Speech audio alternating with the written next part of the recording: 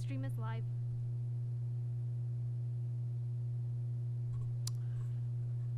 We resume. Thanks for everyone's patience. Okay, at this point in time, once again, I shall ask for the agent, Amber Stewart, to join the meeting by stating your name. Yes, good evening, Mr. Chair. It's Amber Stewart. Can you hear me okay? We hear you pretty well, thank you. Very good. Okay, great. Amber, Thank you. And yes, you have now 5 Sorry. minutes. You have 5 minutes now to address your presentation to the panel. Go ahead, please. thank you very much. If I could bring up, or if I could ask you to bring up the submission letter that I sent into the committee, the cover letter dated October 27th.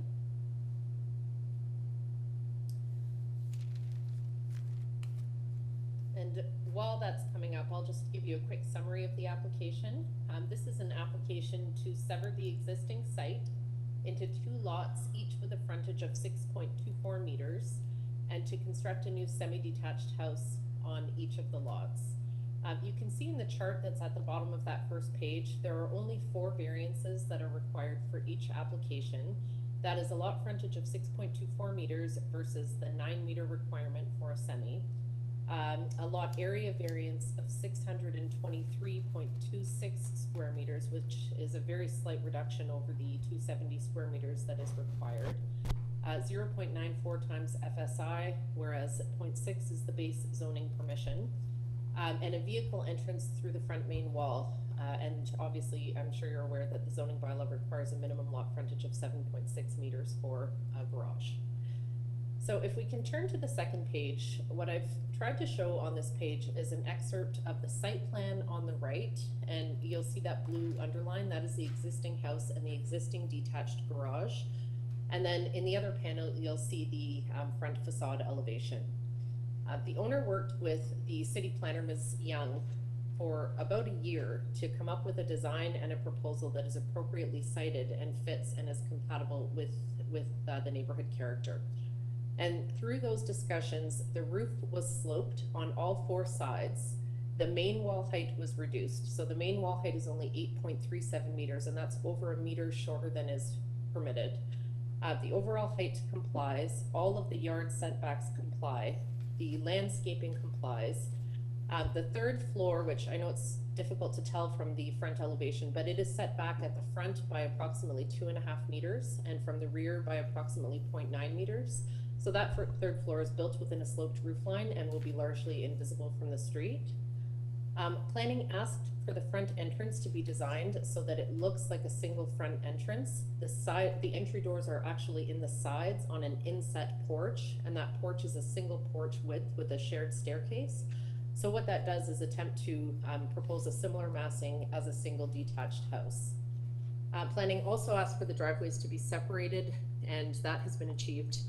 So the driveways are 6.1 meters apart, which will permit the trees on site to be preserved and on the city boulevard to be preserved, and will also leave enough space for a parking space on the street. If you can turn to the next page, you'll just see a snippet of the the rendering that was proposed, and that gives you an illustration of what the front facade will look like. So I realize I'm running out of time, so I have to speed up. On the next page, I've dealt with the lot frontage and lot area variances. This is a screenshot of a map, and the key point to take from that map is that all of the lots that are colored in blue are smaller than 7 meters. So they're 6.9 meters or smaller. All of the pink lots are 8.9 meters or smaller. So those lots are all similar to the size that's proposed, and they are all undersized relative to the smallest zoning permission. So zoning non-compliance is a prevailing characteristic of this neighborhood. On Wilberton itself, every single lot is undersized relative to the base zoning requirement. So the lot frontages that are proposed and the lot areas that are proposed exist in abundance in this neighborhood, which is a very tightly knit lot and building fabric. On the next page, I've just included a couple of examples of semis that are on lots that are similar or smaller than what is proposed in this case. And there are many, but that is just a few pictures to show you a similar building type. Sorry, that was on the next page of the letter, if you would mind jumping forward. Thank you very much. So those semis are all on lots that are you know, some of them are as small as 4.48 meters, in the order of 5 meters. So semis on lots of this size are very common. On the next page, I've dealt with the proposed FSI. There have been many variance approvals for FSI that are in the order of what's proposed and higher. I've included only a selection on the page at left, but we've done the research, and I can tell you that there are 26 variances for FSI approved in the snapshot that is provided by the committee. I'm sorry, 22, that's the wrong number. 22 that are 0.9 times or higher. And I'll ask you to make your final comment now, please. Okay. So the last point to address is on the next page, and in fact, I'll ask you to turn right to the last page, which shows an example of semi-detached houses with integral garages that are new houses with lots that are similar or smaller than what is proposed. So this type of integral garage on lots less than 7.6 meters is also common in the neighborhood. I've done a full count, there are 54 of them. So I think I'll conclude there, and then I'll perhaps address any additional comments in my response. Thank you. Let's go to the first registered speaker on our list.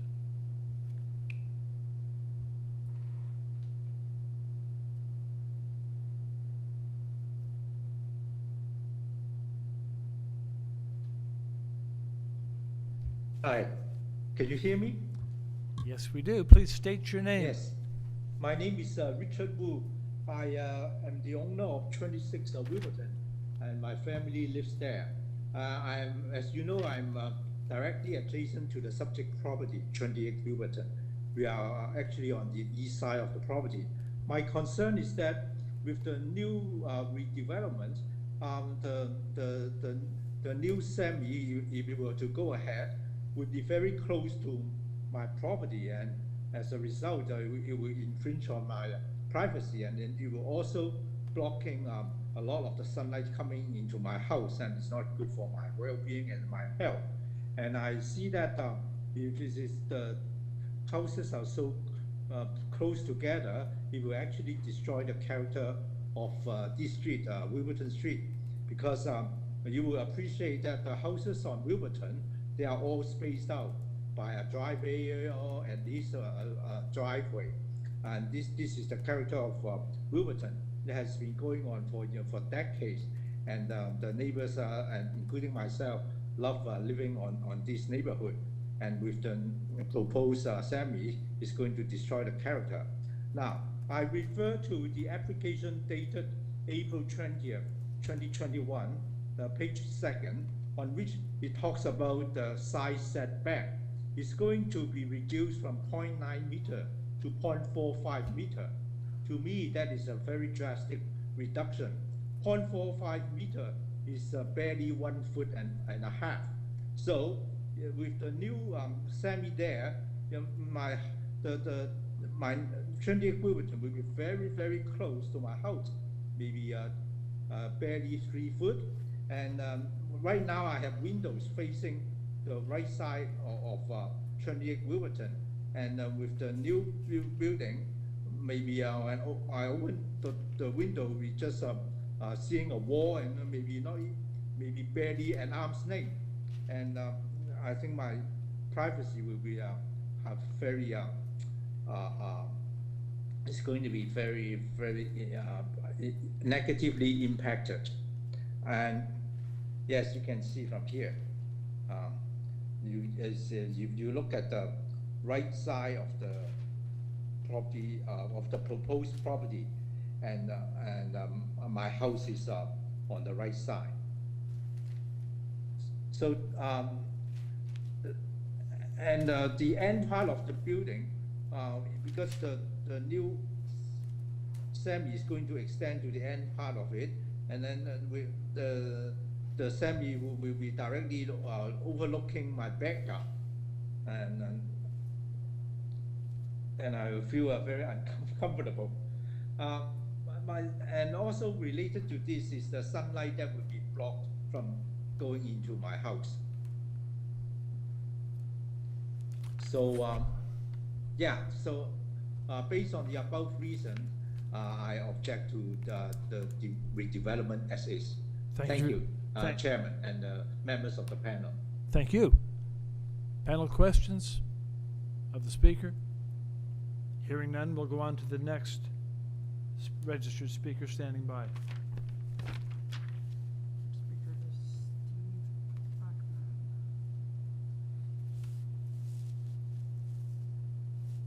Hi, Mr. Ackman, you are unmuted. Steve Ackman. Mr. Ackman, if you can unmute your microphone on your end or raise your microphone volume so we can hear you.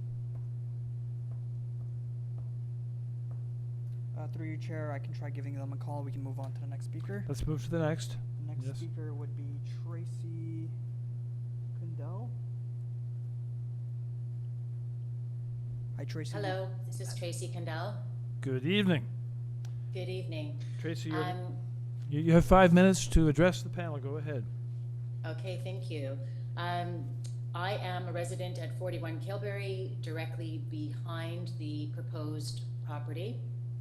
And the variants requested are not minor. The density proposed by the floor space index considerably exceeds the permitted density, increasing from 0.6 to 0.94, which is 57% increase. So severing the lot to create 2 new undersized lots and building a large oversized 3-story, which is actually listed as 4, so it's very confusing.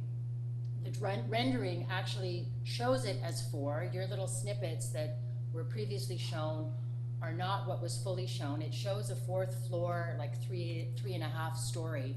The 1st floor is actually the garage. So it's very confusing as to whether it's 3 or 4 stories based on the renderings. On it it's a major variance by the zoning bylaw just for that FSI alone. So the proposal is not desirable for the appropriate development or use or land of the building. The general intent and purpose of the city's bylaw are not maintained.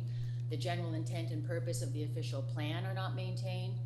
It will set a precedence with severance of the proposed development, which will trigger future applications of the same nature. The driveway is not suitable for the size of the lot. The lot being too small with oversized semi on it is not within the character of our street lots. There are several mature trees on the property that will require removal and or have detrimental injuries, and there is not sufficient space to provide a replant. I don't think that has been sufficiently addressed. It's confusing to me on the Ministry of Forestry application that was part of the plan, where it shows it as number 3. I'm not an expert in this, but that was just where no tree previously exists. That is definitely not the case. One of the trees at the back of the property is twice the size of the house. There is no way that that tree could not be impacted or have to be removed or injured to the point of causing it to be killed. The city tree at the front of the property is also massive, twice the size of the house. There is no way that that could not be impacted with its root structure coming forward into that driveway with the new frontage. Those are just 2 of the trees. There's actually one on Oriole Parkway's property that also is a borderline tree on the property where, again, the roots would impact. One of the reasons why we as residents bought into this neighborhood is because we love the tree-lined streets, the mature properties, the setback garages from the street, so that it gives it more of a sense of just the house architecture as opposed to the driveways up front. And I think that none of us, all residents, we would agree, look, it's an old house, it's gonna need renovating, you're probably gonna need to build something on that old house property, but dividing it up certainly does not maintain the character of the street, and it could certainly be done differently, for sure. So I think I've raised all of my major concerns, but collectively as neighbors, we've looked at this, and we definitely feel that it doesn't comply with a lot of the things, aside from whether you like the design or not of the house and whether it matches the architecture of the street. The size and the FSI and the trees alone to me are a major impact that I don't think have been properly documented. Thank you very much. Panel members, any questions of the speaker? No. We'll move on to the next registered speaker then. Or maybe come back to moderator, who's going to be next? Good evening, this is Shada Safi and Jeff Graylick. We reside at 22 Wilberton Road. We are 3 houses east of the subject property. We second Tracy's comments. We do believe that the variances are not minor in nature. The 57% increase in the lot, in the frontage, the front setback, as well as the driveways. Excuse me. The main. Excuse me. I'm so sorry to interrupt you. Number one, your volume is a bit loud. Maybe we can control that here. But number one, do you mind repeating your name and that of the person with you, please? Because I missed it. Jeffrey Graylick and Shada Asefi. We're the owners of 22 Wilberton Road. 22 Wilberton. Okay. Correct. I would like to also, on a side note, add that the number of oppositions that were read initially were not all of them. Number 25, 33, 26, 24, 22, 10, 12, 14, 16, 20, and 31 Wilberton have all signed the petition. There are 28 people who have signed this petition and are opposing it, in addition to number 14 Kilberry, number 41 Kilberry, number 33, and number 71 Oriole Parkway. I want to just to hold on for a moment, please, because you're absolutely right. I failed to turn the page over where it mentions the 28 signature petition in opposition. Correct. And I also failed, my apology, to mention some materials that came in quite late in the process. I'm going to do those now. I'm going to allow you, but would you stop the clock, please, because I wanted to mention these materials. There are 2 form letters in support by the owners and occupants of 85 Gormley and 31 Kilberry. There's correspondence in concern from 14 Wilberton, and there's correspondence in opposition from Tracy Condell, she spoke a moment ago, and also from 35 Wilberton. So those are all items that arrived in the last 3 or 4 days, which I failed to mention. So I'm glad you mentioned the petition. And in addition, Chair, if I may mention, a letter, there was a very long letter submitted by Jeff Graylick for which the petition was signed. This letter was on behalf of all of us. So the letter goes through our collective opposition of all 4 variances. We do not see these variances as minor. As noted, there's a 57% floor space index difference. And I believe that the agent was referring to a list of houses that she had selected. One of them, the only one on Wilberton, was number 21 at 0.91 FSI. It is a single detached home. It is not a semi-detached. And none of the other properties on Wilberton Road have a lot equivalent to what she mentioned. We all on these 2, Kilberry and Wilberton, pay higher taxes. We have purchased our homes at a premium of all of those other houses that were mentioned. And the reason we've purchased where we have purchased is because we like the character and the streetscape of the homes on that street. We like the treed lines, we like the homes with the garages that are set back, and we do not support semi-detached home development or to sever the lot on this street. That will set precedents for other lots as well to be developed. You will note that the 2 letters of support that you have are by one of them is by the same builder that has built on 85. The other one is by a gentleman at 37. He does not live on the on Wilberton Road. He is an investor, the same as the investing company Nava Investment, who is looking to gain a profit on this street. They have started to build in the area. The neighborhood is very much opposed to this, but their interest is not a requirement. It is not a need for density. If there were to be a need for density, this property could easily become a duplex. It could save the facade and the character of the street, and it could still provide the city, if it may be, for added density, which is not the reason why the builder is doing this. So we are all in opposition of this development. We believe that there are other ways to address density if that were the case. We also want to mention the parking problems that this will create. This smaller lot will have 2 driveways. Not only is it not within the streetscape means of our neighborhood, but it'll also reduce the parking. We have young children on the street that are playing, and we do not believe any of us have had a driveway the same way with a garage in the main facade of the building. And we are not supporting this. Thank you very much. Not to mention all of the other items that were mentioned by Tracy as well as Richard Wu. Thank you.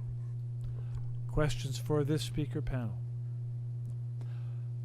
Thank you. Let's move to the next registered speaker.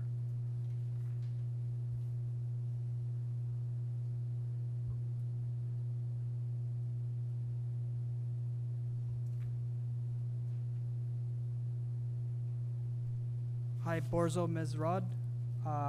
You are unmuted. You're able to speak. I just like to basically second or third the comments of Shada and Tracy. I don't have much to add, as mentioned by the others, and all, as you can see, the letter of opposition, all the points have already been covered, so I have nothing else to add. We're all in opposition of increasing the density. I don't think this is a minor variance. The 57% increase is not in the interest of the neighborhood. So that's all I have to say. Thank you very much. And just on that point, I will just comment to speakers who are still waiting that, yes, it does not advance your cause to repeat what other speakers have said previously. We do want to hear from you, but please do introduce new points, and the panel does listen closely, so we don't need to have things repeated. Carry on, please. Our next speaker is Peter Clark. Mr. Clark. You can join us by stating your name.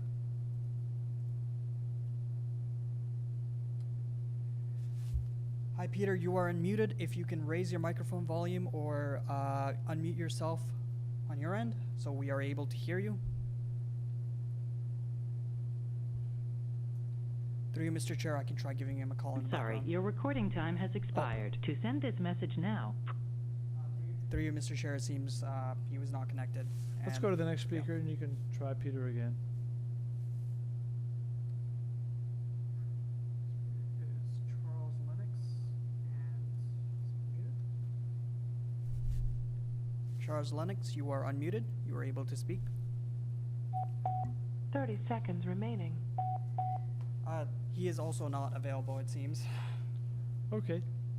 The next speaker would be Farhan Kassam.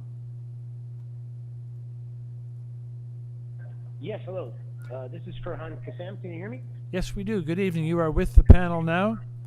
You have 5 minutes Yes, to address your comments. Sure. I live at 73 Oriole Parkway. As I did not get to sign the petition, but I would oppose for the exact same reasons as everyone else, as well as the fact that my backyard tees into the backyard of the subject property. And so the new proposed extension on the back of the building will remove sunlight from my backyard. We have a very established and well-grown garden that I'm afraid would be truly impacted by the lack of sunlight, as well as the fact that we share with 71 Oriole, there's a large tree that borders the back of 43 WILBERTON. And I'm afraid that that tree will also be damaged. Also, for the enjoyment of our property, we have a sunroom that looks out to our backyard, which is part of the reason why we bought the house. This is now going to be obstructed, the view will be obstructed by this large 3, or like she said, perhaps 4-story building. It's unclear. this would take away from my property value and take away from my family's ability to enjoy the exterior and the gardens. So for these reasons, as well as the reasons that have already been spoken to, we feel that this is not in the interest of the neighborhood. It does not meet the necessary requirements per the code, and it far exceeds anything that's reasonable for the neighborhood. That's all the comments that I have today. I hope that's helpful. Thank you very much.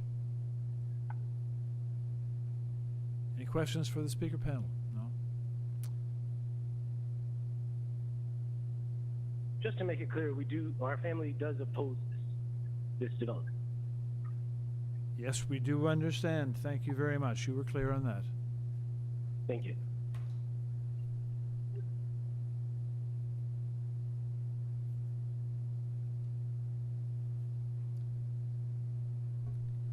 I believe that's all the speakers. Through you for record, Mr. Chair, we have made multiple attempts to contact Peter Clark, Charles Lennox, Hussein Hamdani, and Rana Morshadian, who is in support. And they did not respond. I'm sure you made multiple attempts. I know that you're very diligent on that, so very good. Okay then. So that brings us to the end of the registered speakers who wish to address this application. So we're going to go back now in a moment to the applicant. And as we return to the applicant, there were some themes here that we did hear more than once, and they involved. Through you, Mr. Chair, I believe we had missed a Stephen Achman, who we were getting some issues with. Very good. Is he ready now? Should be, hopefully. Let's bring him on.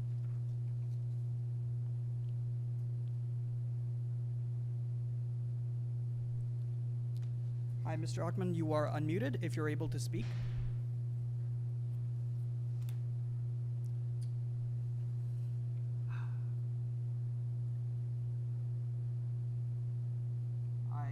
It doesn't seem like he's responding.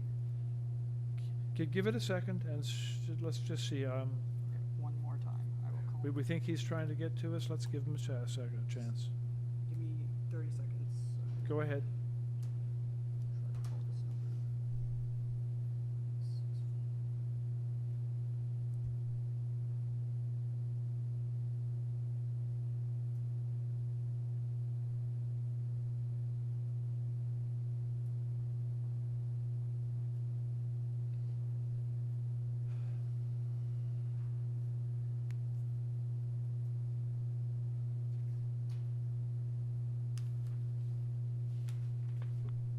Hi, Mr. Achman, you are unmuted on your phone device if you're able to speak. Oh. Through you, Mr. Chair, it seems like the speaker has disconnected. Thank you, moderator. And also, Gu Quan Hong and Bin Chen are also unavailable to speak. We weren't able to reach them. Yes, okay. Yeah. Thank you for trying so diligently to connect with these people. We do want to hear from you, and regret it when we don't. So, just to review then, because we did hear from a number of speakers in the order of 1, 2, 3, 4, 5, at least, maybe perhaps 6. Concern and opposition about the application. Concern that it is does not fit the character of the street, was expressed by several people. Concern that from those right next door, close by, that we're creating undersized lots, and then on those lots we are being asked to allow structures that need a lot of variances to go forward. So, undersized lots with variances that aren't minor in order to go forward. Again, not in keeping. The character of the lots is uniform on the street. House, driveway, house, driveway, house, driveway. There's a pattern like that this won't respect. And then from someone whose lot keys from Oriole Parkway onto the subject site, concern about loss of sunlight and privacy. So those are the issues we'll ask the applicant to address in your rebuttal. Go ahead, please, applicant. Thank you, Mr. Chair. And if you'll permit me, before I start, I've gotten a message from my client that there is another speaker who has registered and is waiting to speak, the owner of 37 Kilberry, Hossein Hamadani. I felt it my obligation to bring that to your attention if you're aware that that person is on the line.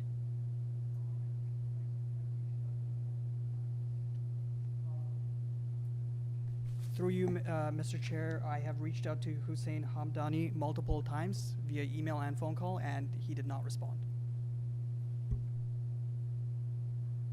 Do you have that, applicant?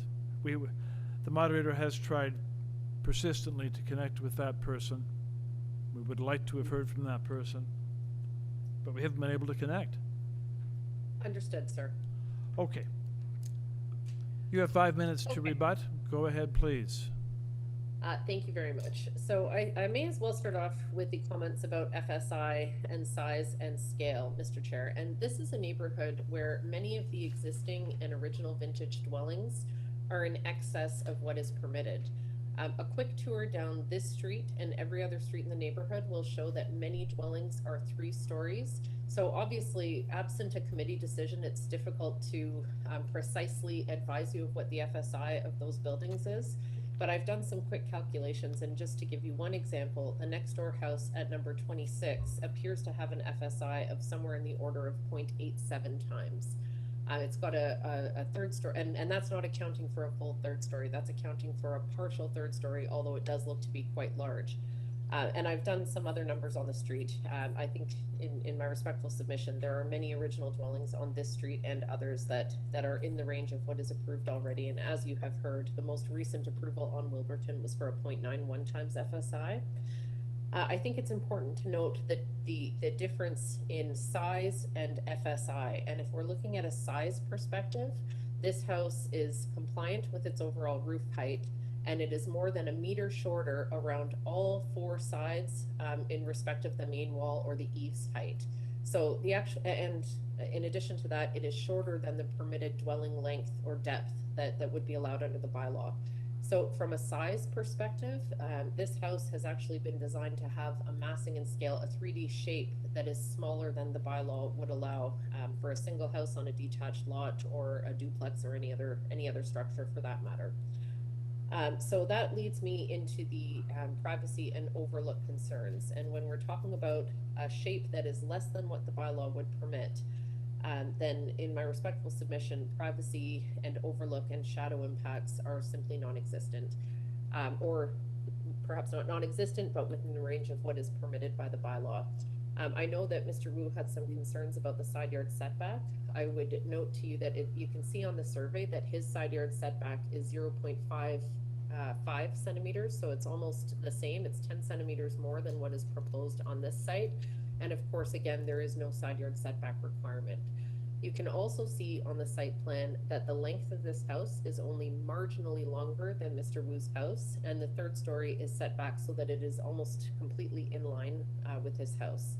There are no windows on the east wall of the subject house, so there will be no overlook in that regard. And in fact, the existing house on the site has a second floor, very large rear balcony that already has overlook into Mr. Wu's backyard and all of the adjacent backyards. And this proposal does not include any rear balconies at the back. So there's no upper level balconies at the back. So in my respectful submission, I think that privacy and overlook will in fact be improved with this application. Of course, in terms of the pattern on the street, it may be so that there is a pattern of wider side yard setbacks. That certainly does not exist on every single lot. And of course, as further change comes to this street, it is reasonable to expect that new houses are going to develop in accordance with the zoning bylaw permissions, and the side yard setbacks are permitted. But again, it's not every house that has a wider side yard setback on one side or both sides. Some do, many do not. With respect to the comments about the trees, my client has worked with urban forestry. Urban forestry is satisfied that there will not be any necessary tree removals or tree impacts. And of course, we have no concerns with the urban forestry conditions requiring the submission of permit applications. There was a large tree in the rear yard that was mentioned. That is a neighbor tree, so my client does not have the right to remove that in any event. And my client has carefully designed this proposal to be able to facilitate the preservation of all trees on site because, like I heard an earlier participant comment today, the trees provide landscaping and privacy for both properties, and he is equally incentivized to preserve those trees. With respect to there was a comment about the rendering and that it was a snippet and intended to disguise the fact that this is actually a 4-story. I wish to just respond to that to say that that rendering, first of all, the partial rendering was included at the start of the plans package, and its intent was to show how that front door facade is designed in accordance with community planning's comments. The entirety of the rendering was prepared on an earlier version, which had a 3-story flat roof, which was taller in height and had taller main walls. So that earlier rendering that people had seen, and frankly, which was included in that letter that was sent to the community in support of achieving that petition, that rendering was not accurate, does not reflect the current plans, and it was not accurately placed. Because it showed the house being positioned quite a bit in front of the adjacent houses, which it is not. They are in line. And it also showed the house being significantly taller than the adjacent houses, which it is not. It is almost the same in size. I shall ask you now to make your final comments now, please. Thank you very much. I think the last comment that I would say is that, you know, I heard comments about people not wanting semi-detached buildings on this street. Semis are permitted, and this is an appropriate form of intensification, which frankly, that facade could be built as of right with a single house on this site with no variances. So what is seen here is completely consistent with what the zoning bylaw anticipates. And then the very last comment, and I thank you for this, is just to reiterate that there is no opposition from transportation, no concerns about safety, no concerns about the driveways, nothing from planning. Planning is in support of this with the revisions that have been made. ECS and forestry have standard. Your time is up. Thank you very much for the time. I appreciate it. Panel members, are there any questions to put directly to the applicant? Go ahead, it's your opportunity. Hearing none, it's time then to... Through you, Mr. Chair, I apologize. We managed to get Hussein Hamdani on the line, if you wish to. We have him on the line now? I think it's important that we try to hear from him. So I'm going to hear from him. I'm not going to allow the applicant to rebut again. I think we should hear from this person because perhaps the difficulty in getting connected with him was on our side. So let's hear from this applicant or this speaker now, please. Hi, Mr. Hamdani, you are unmuted. Yes. Hello. Hello. State your name, please. Hossein Hamdani. Good evening. Good evening. You are speaking to the panel now. You have 5 minutes to address your concerns. Right. Okay. I would like to say that one of the neighbors said I do not live in my house on 37 Kilburn. I bought the house in 2017, and I'm still living in it, and we are approaching 2022. Okay, and generally, I wanted to say that this development plan is pretty close to the bylaws with regards to height, length, and width. Some of the neighbors argued that the house doesn't match the character of the area. So most houses were built in 1920s, close to a century ago. And then the population of Toronto was about 377,000. Now, after a century, materials, designs, lifestyles have changed. And the city and the big architects have updated their skills and regulations with today's requirements. So of course, a new house will not be similar to the houses built a century ago. Right now, the population of Toronto has gone up to 2,650,000. I'll ask you, excuse me, Speaker. I'll ask you to address the variances that are proposed in this application specifically, rather than these broader comments, please. I leave the variances to the experts. I'm not an expert in that, but generally I agree with intensification, and there is no other choice for Toronto. Thank you very much. All right. Other questions for this speaker panel? Hearing none. I don't have a question, but the last sentence is that we should worry about future young people right now and the future generation. Thank you very much. Thank you. Have a good evening. At this point, we've heard rebuttal from the applicant to the various speakers that did speak. So it is time, I think, to take the application into committee and to move, well, we have some discussion and move toward a decision. So we are in committee now on the application, and I'll ask whoever would like to go ahead with comments on this application, please do. Ms. Valentini, go ahead. Thank you. I think the presentations and all the comments from the neighbors, the presentation from Ms. Stewart were excellent. A lot of effort has gone into giving us a feel of sort of lot sizes, character, you know, FSI in the area. So a lot of work has gone into that presentation, which I personally appreciated. It helped me understand the neighborhood much better. And I did, of course, visit the site, and apart from the built form, you know, we've heard semis are permitted. That's not an issue. But in my view, the thing that I have the most difficulty with is the consent in this case.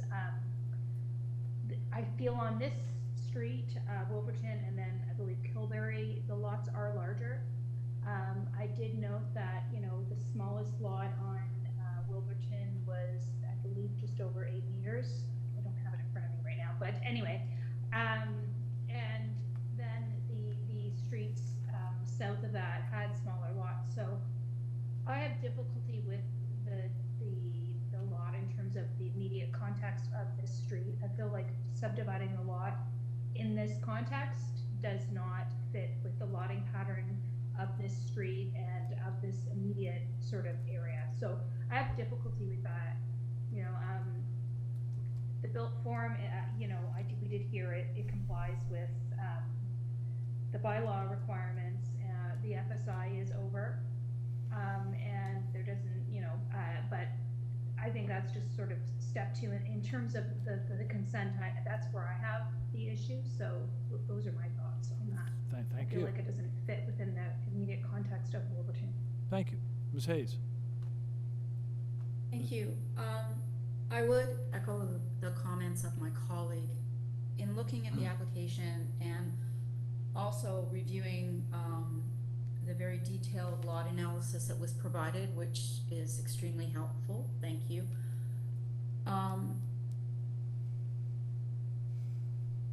I don't believe what is proposed is either the prevailing lot pattern on this immediate street, the street to the north, or the north side of these of Gormley. And the built form, there is no length variance, there is no depth variance. The FSI I'm not concerned with, but I do not think that the frontage on the consent is in keeping with the prevailing lot pattern in on the street or in the immediate adjoining streets. And so therefore I could not support the consent. Thank you. Mr. Byatt, go ahead.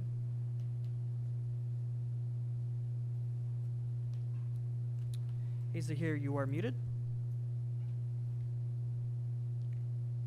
Sorry, contrary to my colleagues' sentiments, I recognize that there's a certain street pattern, but every street in Toronto had a pattern, and the patterns do change.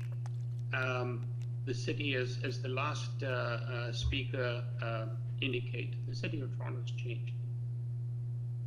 We're looking at homes now 100 years from the ones that were built on that street and other streets in Toronto. So change is going to happen.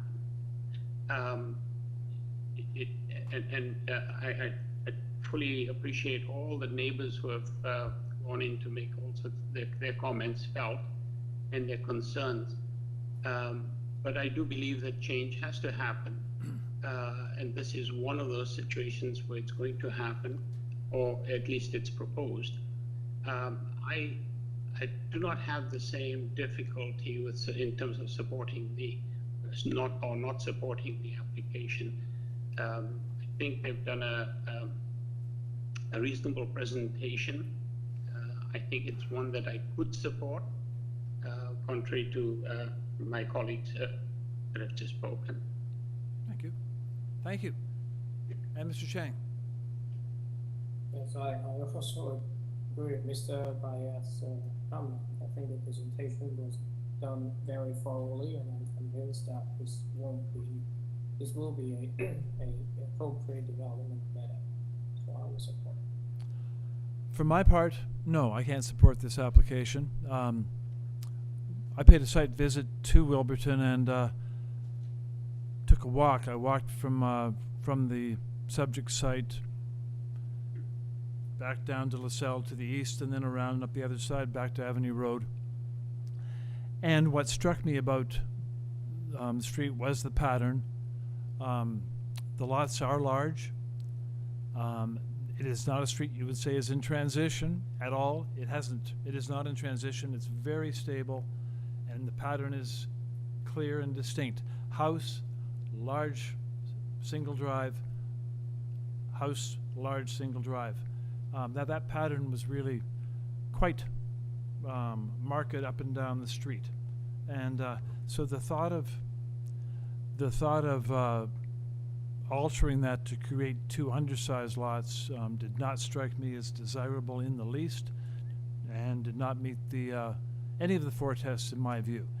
So for that reason, I would not be supporting the application.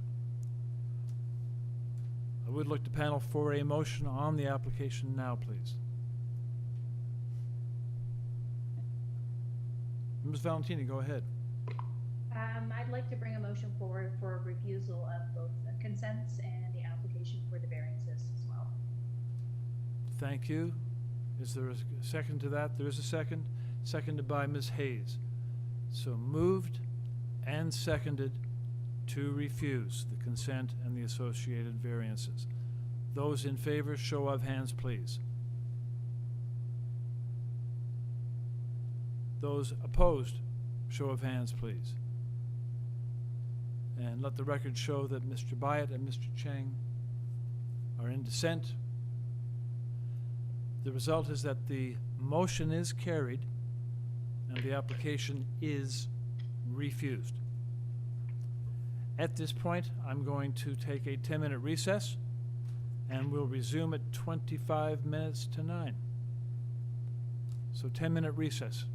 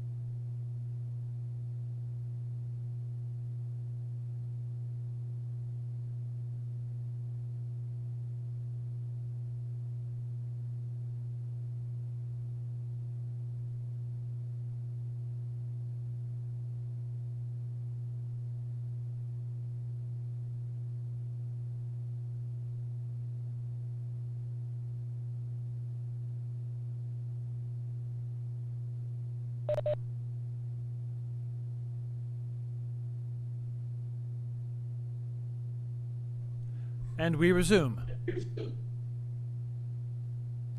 We resume with item number 37, number 3 Bonnie Brae Boulevard. On this application, we understand there is a request to defer, but we have yet to speak to the applicant. So let's bring the applicant on. Through you, Mr. Chair, the owner, Francine Davis, will be representing the file for deferral. Very good.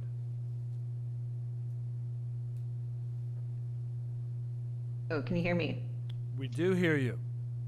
Excellent. Good afternoon, everyone. Please state your name. My name is Francine Davis, and I'm the owner or co-owner with my husband of number 3 Bonnie Brae Boulevard, and have been for the past 9 years. Firstly, I do apologize for the confusion over the speaker on the file, as I did write in an email that I wished to speak on the file and that my agent was there just to support me with any technical elements. So today we are requesting a deferral on the file. Reason being, this was a suggestion by your assistant planner, Sean Gunther, and also by Cindy Long. We received an email from Sean on October 26th, so just a few days ago, suggesting that he was apologetic for the late notice, but that it was brought to his attention that the curb cut at the front of the property to allow access for to the garage was an issue. And for that reason, you know, he suggests exploring maybe some alternatives with the Ministry of Transportation, I believe. So in order to allow us time to, you know, seek consultations and perhaps make some tweaks to the drawings, which may reduce the number of variances, we are requesting to defer. I think I'm not sure if it's appropriate to just stop there, or if it is appropriate to stop there. Yes. Yes. Context. Yes. No. Okay. It is appropriate to stop there, and in fact, I'd ask you to. I just want to repeat back to you what I understand then. So the reason for your request to defer is because, as a result of communication from the city, it's your understanding that that the variances as they were circulated and as we are looking at them are not, that there could be additional variances to add with respect to a curb cut, for example. Yes. Okay. Or if the, you know, if it was declined as far as any garage, that the house would need to be redrawn, because, you know, it wouldn't be maybe the right floor plan, things like that, or size. So just to give us an opportunity to look at alternatives and submit new drawings. Okay, so Madam Deputy Secretary Treasurer, are you aware that the planning was in touch with the applicant to suggest deferral? I'm just looking for the what planning had said originally. Okay. Just give me a moment.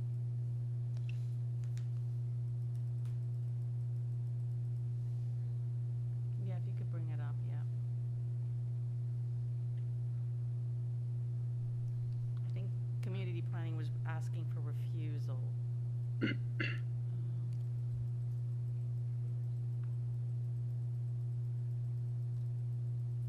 Number 2, defer the application.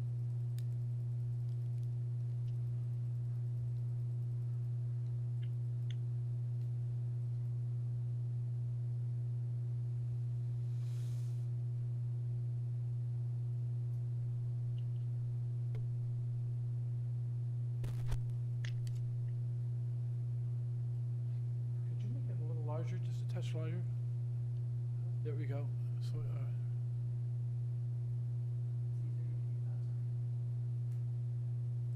all right, yeah, I know.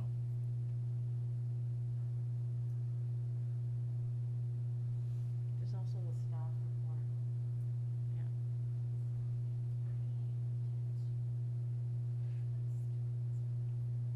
Mm-hmm. Mm-hmm. Mm-hmm. So we do have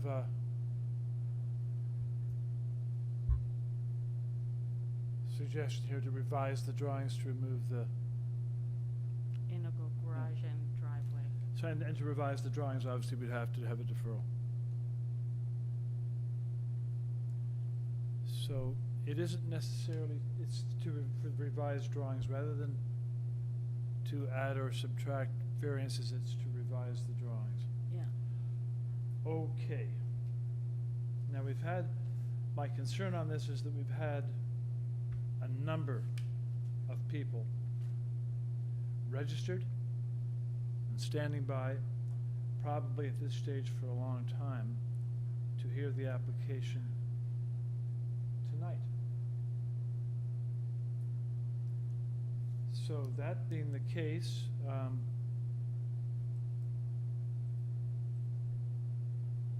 going to go ahead and just canvass those people that are standing by now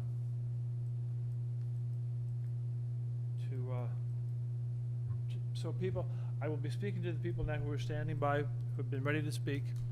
I'm simply going to ask you if you are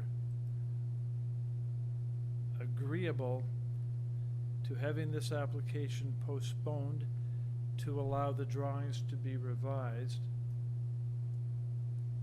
probably revised, in order to meet the intent of what city planning was writing in their memo. So let's bring on the first speaker.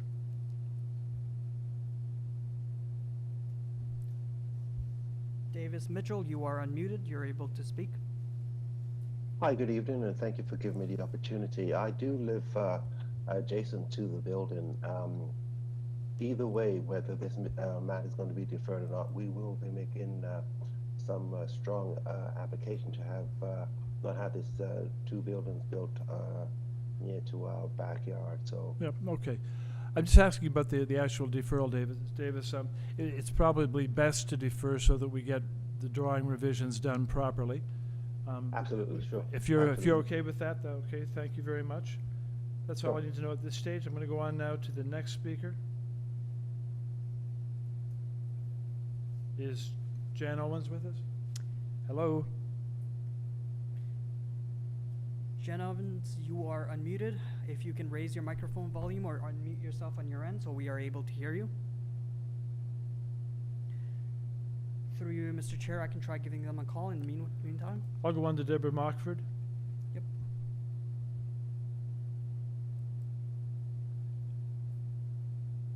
Hello, Deborah.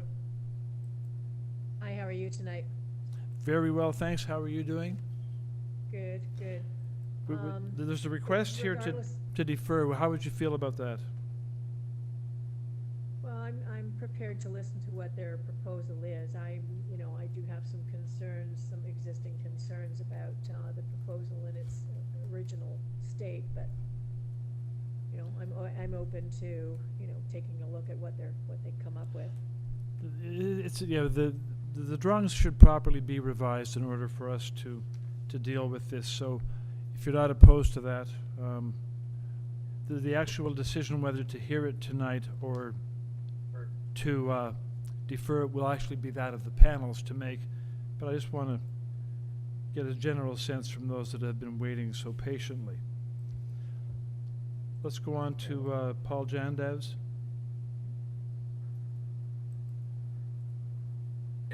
Can you hear me? Yes, we do, Paul. Paul, how would you feel about a deferral on this to allow the drawings to be revised? Well, I have been on here since 4:30, not continuously. I had to drive home from work, but I'd rather get this done now. I don't think the curb issue is a big deal. I don't know if the drawings are going to get like majorly redrawn as opposed to tweaked. So I'd rather do this now. You'd rather hear it now? Okay, thank you. Let's go on to Everton Lewis.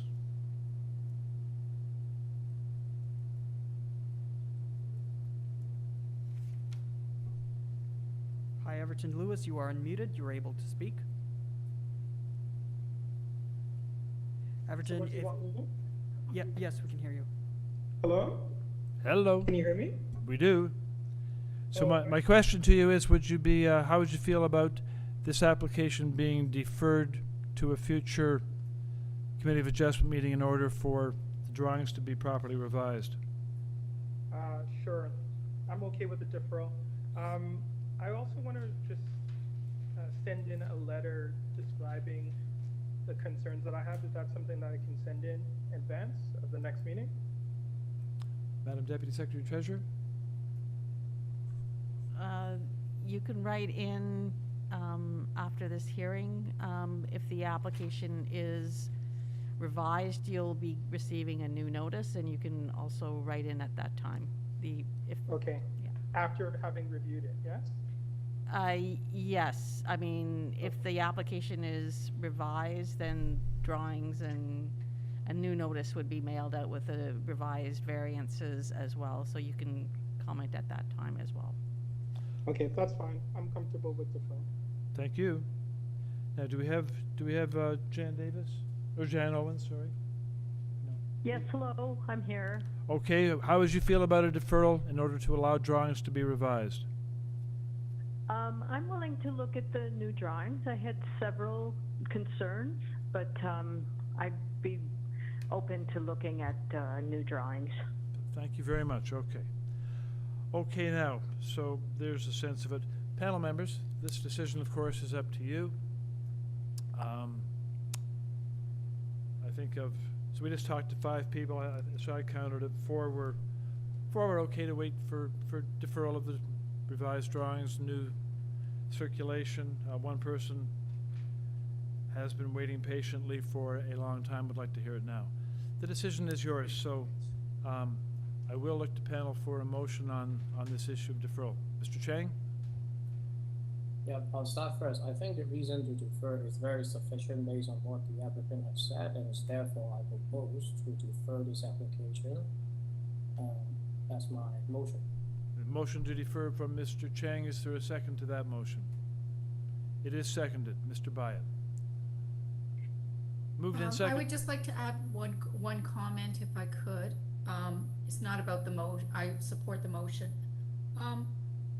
The description for the consent says it's to create 2 undersized lots, but when I look at the list of variances, I don't see any description of a variance that speaks to an undersized lot. So I'm also concerned there may be a variance missing, or I've missed it, one or the other. But I agree that it's appropriate to defer. Thank you very much. Okay, moved and seconded to defer. Those in favor, show of hands, please. And that's unanimous vote to carry the motion. And that application, number 37, 3 Bonnie Brae, is deferred.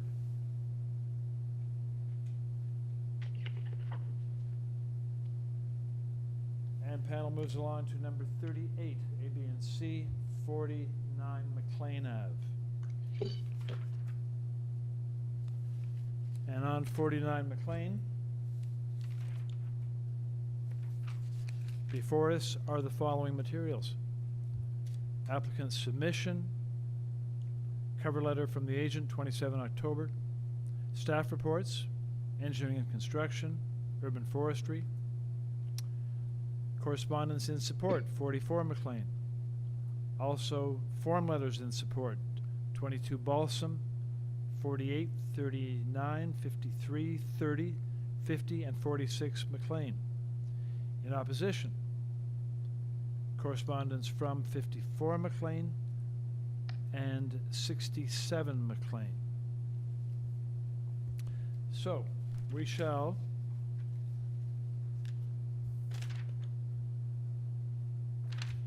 now ask the agent please to join us.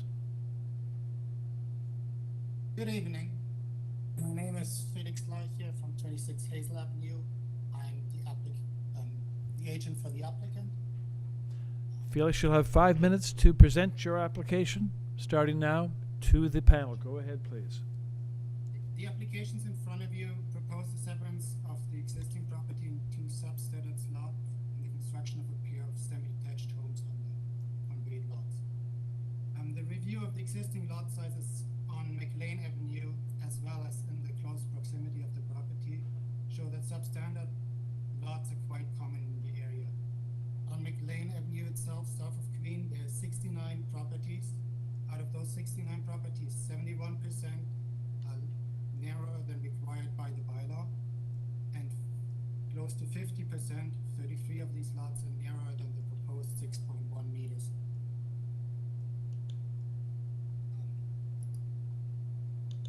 The Committee of Adjustment has approved in recent decisions lot sizes which are also narrower than the ones proposed by our application. For example, just opposite on the street at 44 McLean Avenue, the 4.23 meters, and 46 McLean Avenue, the 5.99 meters. Furthermore, our proposal requires, besides lot frontage and lot area, which I just addressed, variances for floor space index at an FSI of 0.99. The study of recent Committee of Adjustment approvals in the close proximity show much higher FSIs have been approved over the last years, up to 2.13 FSI, and on McLean Avenue also at 1.0.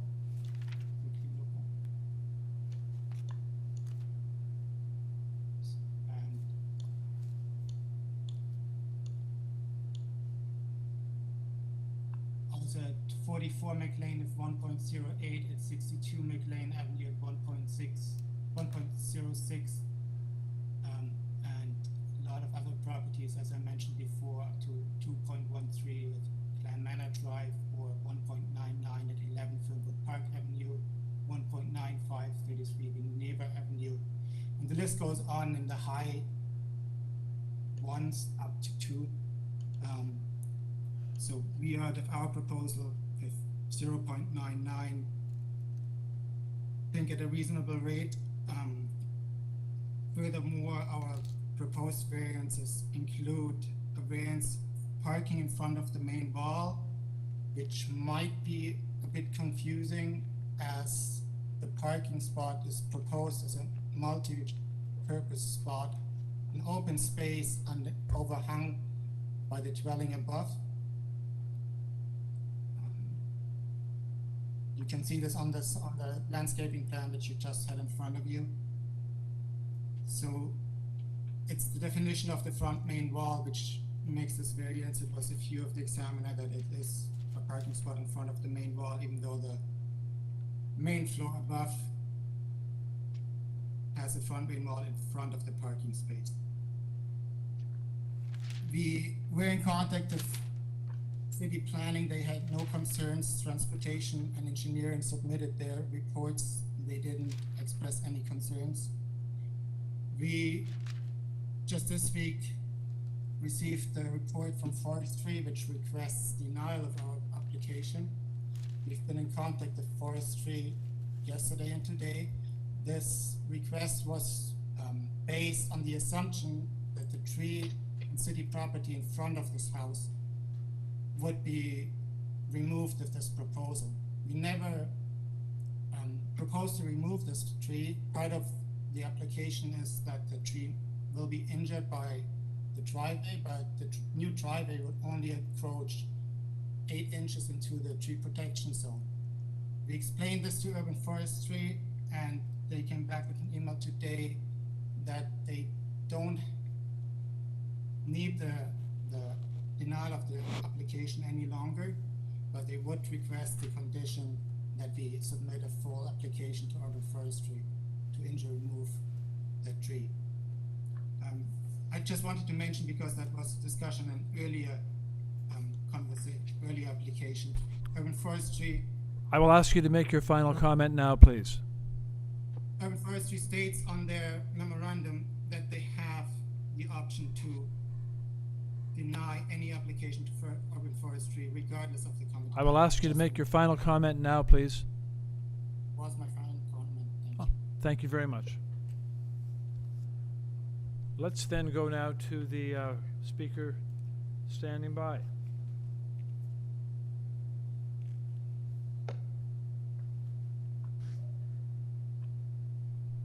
Mr. Stamber, you are unmuted. You're able to speak. Thank you very much. Good evening, Mr. Chair. Good evening to you. You have 5 minutes to address your concerns to the panel. Go ahead. Thank you. Mr. Chair, I am opposed to the requested variances.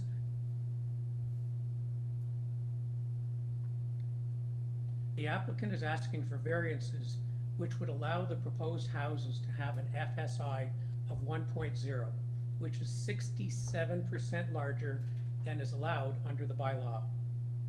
If the areas shown as open to above and open to below were included in the calculation, then the FSI increase would be approximately 70%.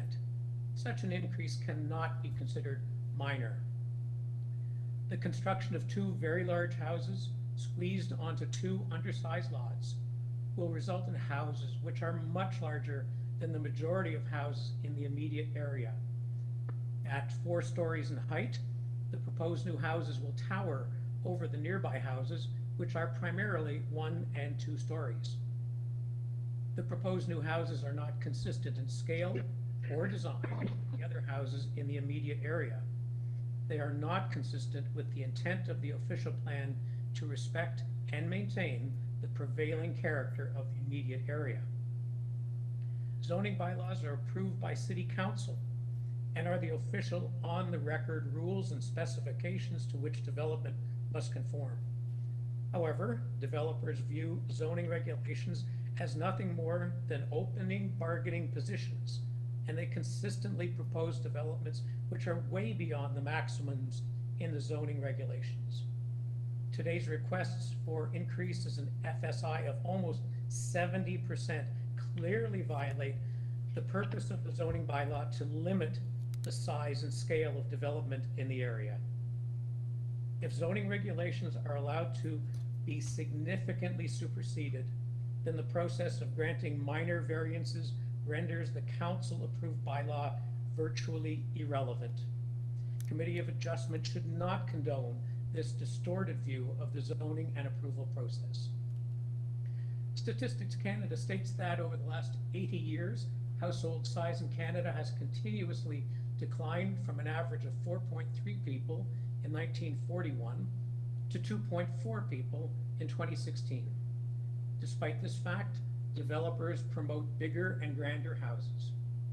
Bigger houses require more materials for construction, more energy to operate, more energy to heat in the winter, and more energy to cool in the summer.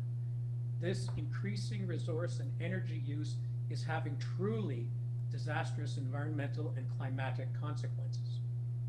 As we speak, there are more droughts, unprecedented heat waves, and more flooding. Mr. Stambler, Yes, I will ask you to address the minor variances proposed in this application, please. I will do that, Mr. Chair, though I will say that if we do not see the connection between building large houses and climate change, then I believe we too will be guilty of missing the very points which are causing our planet to burn up. But I will respect your request, Mr. Chair. So I will skip to just say that when the committee decides whether to allow 2 houses, which would be much bigger than is allowed under the bylaw, it should bear in mind these directly related environmental consequences and consider the old adage, think globally, act locally. I am also opposed to the carports proposed in front of the houses. The beach is clearly not a car-oriented neighborhood. Only a small minority of houses in the area have off-street parking, and most of that is front yard parking pads. There are virtually no carports. Carports are a distinctively suburban design which does not belong in this area. The proposal for carports clearly violates the purpose of the regulation, which prevents them. In conclusion, the variances pertaining to FSI and carports fail 3 of the 4 tests required for a variance to be considered minor, and therefore should be denied. Thank you very much. Questions for this speaker panel? Let's go back then to the, there are hearing none, we'll go back to the applicant. Applicant concerns here raised, which I'll ask you to address. are the following. The idea of creating undersized lots and then squeezing large houses onto them that are not in keeping with the character of the neighborhood. That was the basic concern here. Exactly that. And FSIs involved. The variance requests are not minor in the estimation of this speaker, and the carports are not in keeping with the neighborhood. Your response to those concerns, please. Thank you. I think I addressed the lot frontage before that. There's multiple examples of lot frontage smaller than the proposed on the street as well as in close proximity. For example, just on the opposite side of the street, there are multiple semi-detached homes on this street on smaller lots. There are FSI on the street as well as in close proximity much higher than the proposed. Regarding that carport was a decision of the owner to create a multi-purpose space which can be used as parking, but if it's not used for parking, then it has a value for the owner to be used as a meeting area or as a play area. It's not only occupied by its car and can be used in any other way. There are always possible options you can think of parking on the street. There's front bed parking, there are integral garages, there are driveways to the back of the house, driveways to the front of the houses, parking beside the house. There's multiple options, which I'm also showing in my supporting material. The cars are most of the times prominent to the sidewalk and part of the streetscape. I think I covered all the concerns which the Thank you very much. Mr. Panel Stein. members? Panel members, any questions for the speaker? Hearing none, then let's take this application into committee for discussion and moving toward a decision, please. Okay, we are in committee on this application now. And I would be most interested in panel members' comments on the application.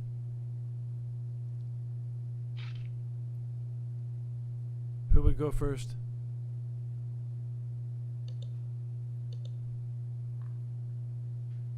Ms. Valentini, please. Thank you. In terms of the severance, in this case, while the frontage is slightly under what is required, I'm satisfied that on this block and in the vicinity that the applicant has shown that there are other lots that are, I believe he said that 55% of the lots on MACLEAN are less than 6.1 meters, and the proposal here is for a lot frontage of 6 meters. So I think having the two lots, in my view, is not a concern. And in terms of the application itself, I was initially concerned with the driveways, but I do see there are other driveways in the vicinity. So I was concerned mostly with the urban forestry request that it be denied, and I figured that was for the front tree. So it sounds like they will use their ability to issue a permit or not based on whether or not they can accommodate the driveway and protect the tree. So I am in support of the application generally. I'd like to hear what my colleagues have to say in terms of the built form and that front yard parking, but in terms of the severance, I'm okay with it. Thank you. Who'd like to speak next? Ms. Hayes, go ahead, please. With respect to lot size, I am satisfied that it's not unprecedented. The submissions by the applicant, as my colleague noted, point out that there is indeed quite a number, and I think he said there are 33 that are narrower than the proposal. on this lot that are south, are this street south of Queen.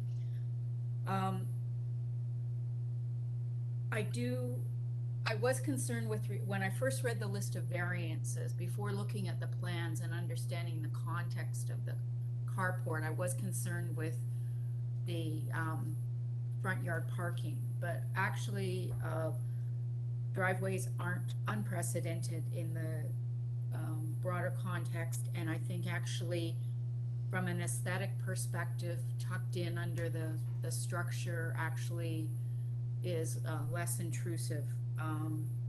I can support the application with the understanding that forestry still has that opportunity with respect to an application to remove or injure a tree. Those are my thoughts. Thank you. Other comments, gentlemen? Mr. Cheng, go ahead. I think it's just spoke of my mind. I completely agree with her. I have no objection about the size, the scale, or the lot width. The parking, I think, is the better solution. And yes, and I think we still have the Toronto Forestry to help us to defend that tree. So I think we are safe to support the application. Thank you. Mr. Byatt? No? I'm good. Thank you. Okay, and I am able to support this application too. So I look to panel for a motion, please.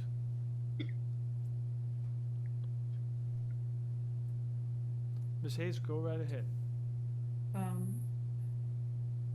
Through you, Mr. Can I deal with all three of them together? Please. Yes, Okay. go ahead. Yeah. So for the consent and the variance applications, for the reasons mentioned previously, I believe they meet the test for the severance under the Planning Act as well as the variances. I would attach the standard consent conditions, development engineering conditions, and requiring a application to urban forestry to remove or destroy a tree. Motion to That would be the approve? motion. Thank you. Motion to approve. Is there a second for that motion? It is seconded by Mr. Cheng. So moved and seconded to approve. All those in favor, show of hands, please. And the application is, or the motion is carried. The application is approved. Panel moves on to number 39. Thank you.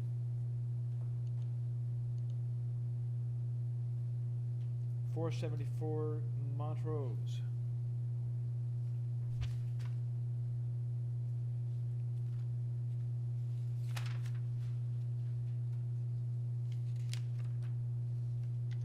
And on 474 Montrose, before us are the following materials. Copy of the minutes from February 17, 2021 public hearings. Applicant's submission materials. And a report from Urban Forestry. We'll ask the agent to join us now, please. State your name. Hello. Hi, my name is Ethan Wan. Good evening. Good evening. Panel members, any questions for the agent? Would you like a presentation? Yes, please. Just hang on, Mr. No, I'm speaking to the panel members. Just hold on, applicant, please.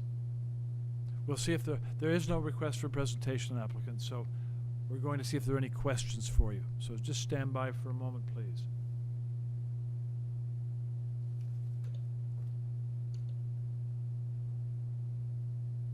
Hello.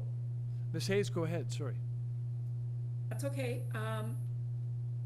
Through you, Mr. Chair, just have some general questions. There's 18 variances related to this application. That's a substantive number of variances. I recognize that looking at a number of them, they have to deal with the platforms, but still there is a significant number of variances related to this application. I would like to hear some information on why you believe that this committee should grant the application. And also included in that, I would like some examples of how this, the variances that are being proposed here, or the structure that's being proposed, is representative of the character and in the neighborhood, please. Thank you. Sure, no problem.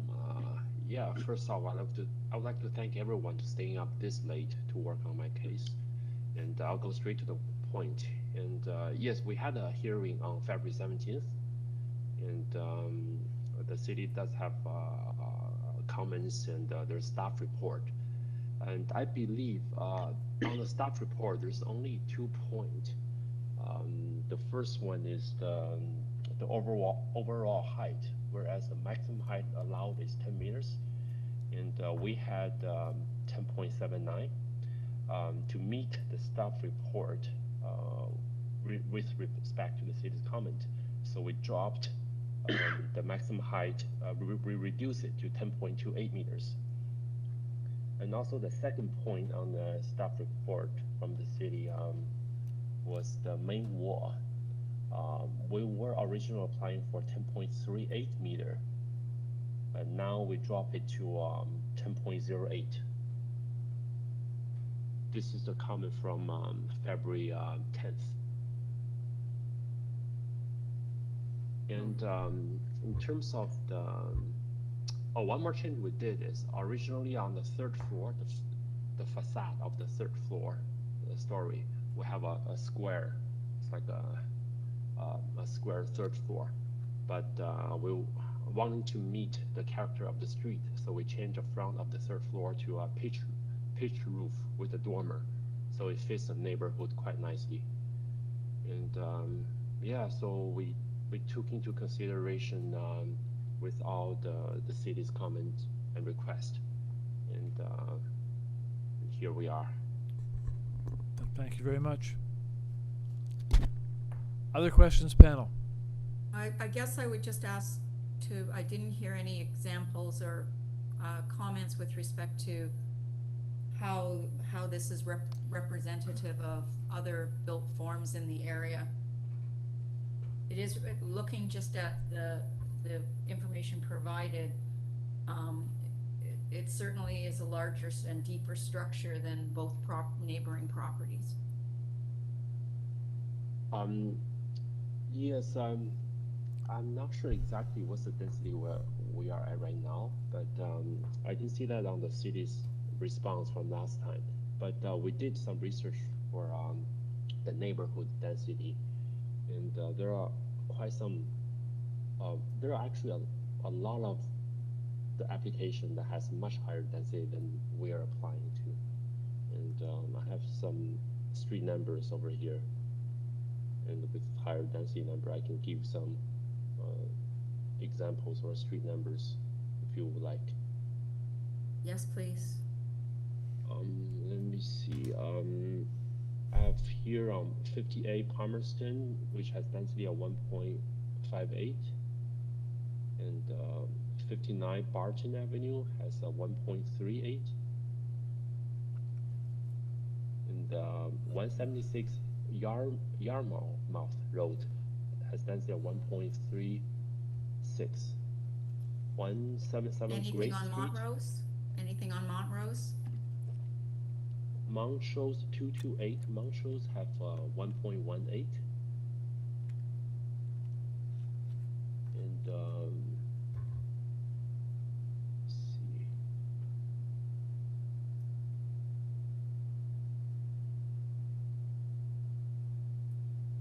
Yes.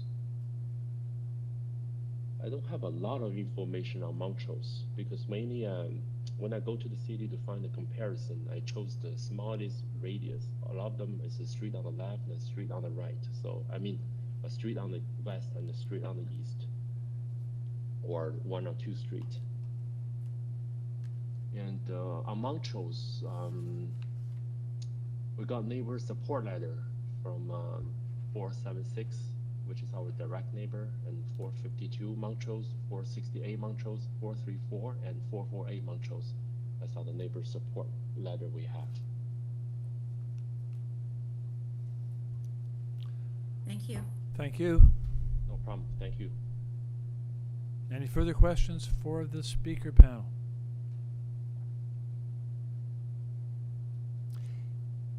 Hearing none, then there are no More of a comment in terms of, I don't seem to have staff comments from planning on this one. Am I missing them, or is it just they're somewhere in the materials I can't find them?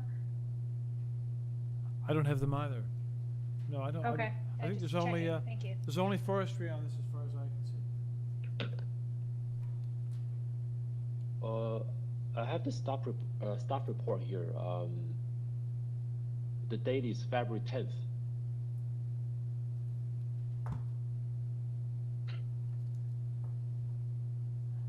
I don't have a staff report in my materials, so I'm assuming they're requesting denial or revisions. Is it a note to you, I guess?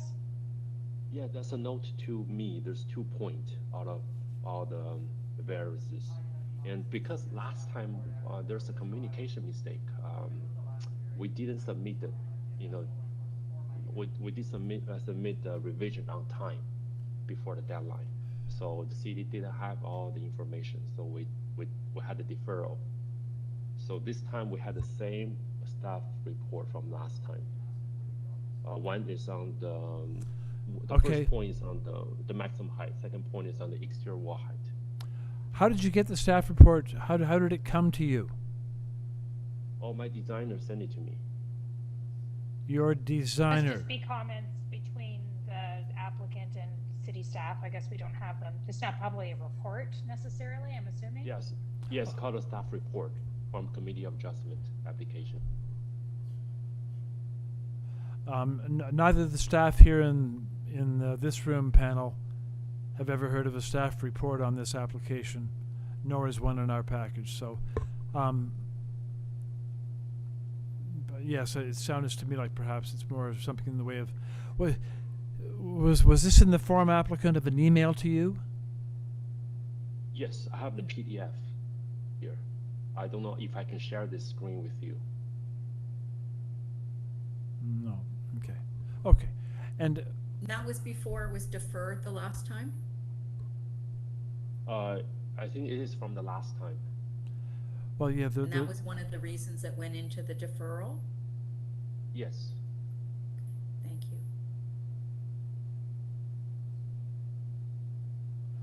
Yeah, because last time the city recommended me to, lower the height, but we didn't have enough time. Like we missed the deadline to accommodate the change.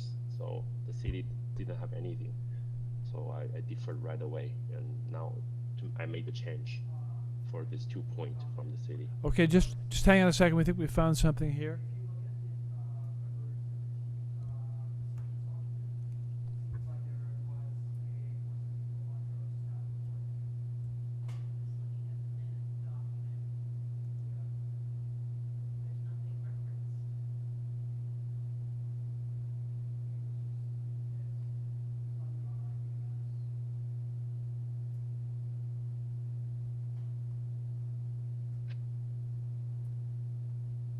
Well, so the question is.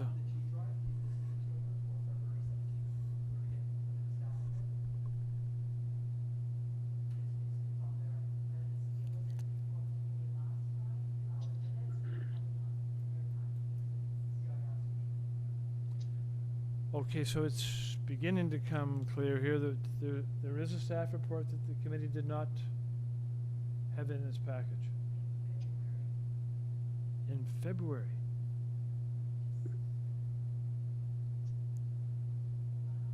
Yeah, we waited a long time for the deferral. This was from February, but it was from the previous hearing. Right.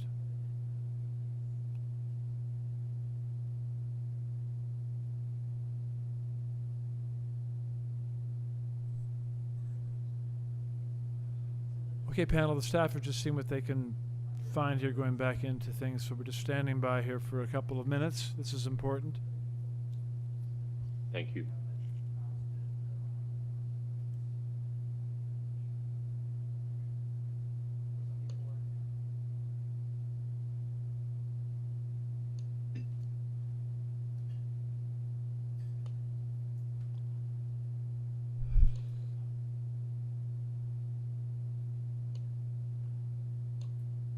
Oh.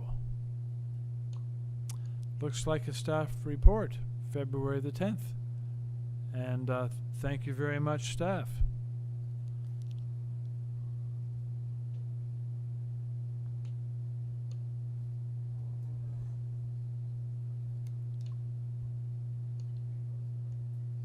Could you scroll down, please, so I can read the comments at the bottom of the... thank you very much.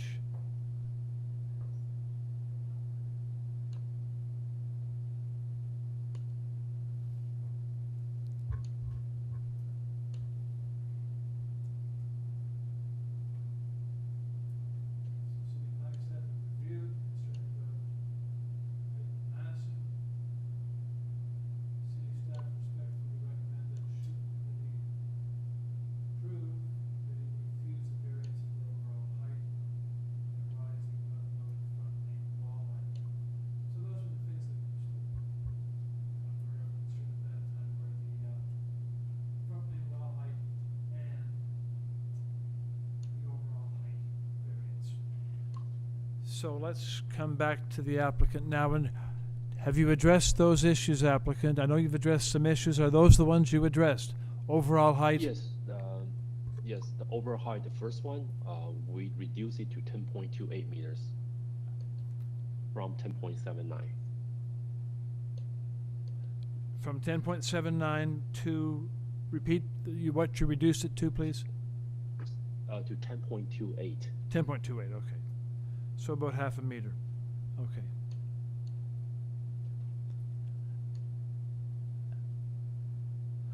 Okay, so there you have it, panel members. With that staff report, we can now see what staff were concerned about, and you can judge whether the applicant has responded appropriately to what staff wrote about in February.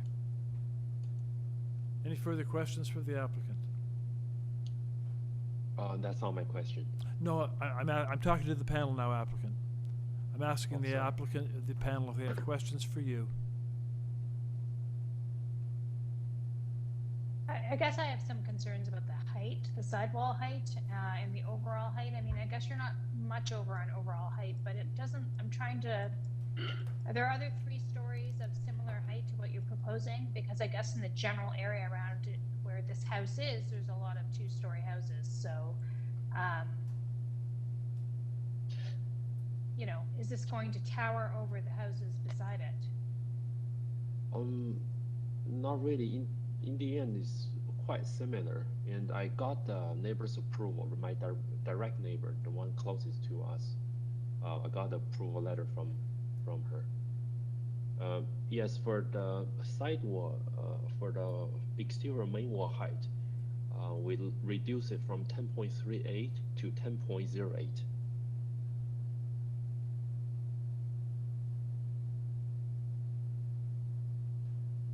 So you reduced one height by half a meter and the other height by about 1/3 of a meter, okay? About that, yeah. Okay, I think that's the information we need. At this point, we can take it into committee then for discussion. Panel members?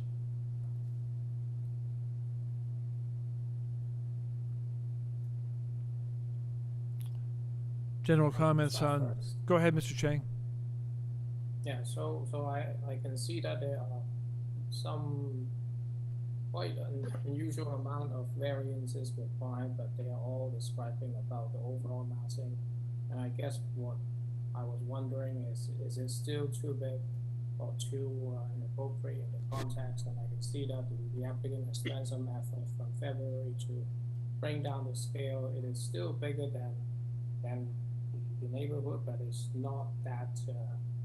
I mean, it's still acceptable to me from my standard. And when I'm looking at the street view and I'm looking at the overall block and the neighborhood, it's still acceptable. So I'm feeling comfortable to support this application. Thank you very much. Further comment, please.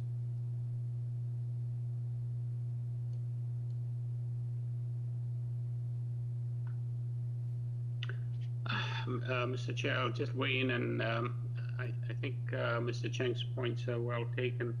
I also recognize that this is a neighborhood that in which we will see increased densification. Judging by what I can see, while there are lots of variances, most of them are minor, and this is an application that I can support. Thank you very much. Any further thoughts? Ms. Hayes, go ahead. I would just say, just looking at, you know, there is a structure at 470 that has quite a large third-story dormer with a, you know, roof. So I think that planning may have been trying to convince the applicant, which they have done now, adjust it so that at least part of the roof would be pitched. I noticed that on the ground, they have cantilevered the second and third floor are wider than at the base to try to address some, so it's not the massing isn't solid and it's narrower at the ground floor. So I can support the application.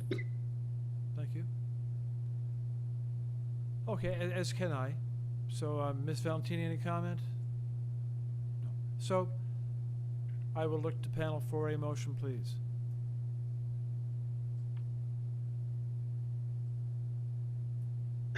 Go ahead, Mr. Cheng. Go ahead. Mr. Cheng, go ahead with the motion. Oh. All right, okay. So, based on what we have just discussed, I would like to bring up the motion to support the application. I don't think there's any condition for this. I think forestry. Forestry 1 and 3. I'm sorry, yes, subject to forestry condition. Is there a second to that motion? It is seconded, Mr. Byatt. So, moved and seconded to approve subject to forestry. 1 and 3, sorry. Subject to forestry. All those in favor, show of hands, please. And the motion is carried. The application is approved, subject to forestry. Thank you. And we move on to number 40.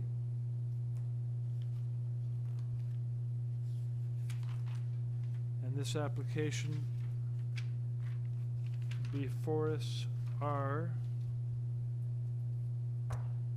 minutes from the May 26th public hearing, applicant's materials, covering letter, FSI comparison chart, November, summary of neighborhood communication, presentation materials, October 28, concern expressed by 62 Claremont in writing, opposition correspondence from 55 Claremont, from 62 Claremont, from 61 and a half Claremont, and 61 Claremont. So that opposition. Let's bring on the agent at this stage, please. Agent, join us with you by stating your name, please. Good evening. This is Ben Domingos, architect. I'm representing the owner of 63 Claremont. You represent the owner. I'm just going to check with the moderator. Do we have someone in opposition standing by? We do. Mr. Domingos, you have 5 minutes to present your application. Good evening. My name is, the proposal you have before you is to convert a 2-unit house into a 3-unit comprised of a main dwelling with 2 secondary suites. Prior to our originally scheduled hearing in May, we worked with community planning and revised the design based on the recommendations. And in the days leading up to that May hearing, a number of neighbors submitted letters of objections to the committee. So we took the time, asked for deferral to meet with neighbors to address their concerns. The owner would like to speak to this if it's possible, if there is enough time. He's on the line as well. I'd like to get right into point all the revisions that we made. If it's possible to go to the owner redesign summary and slide number 2.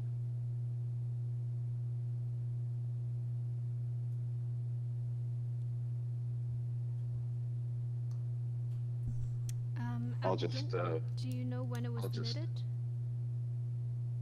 November 2nd. In the AIC, it's the very top document that's there listed.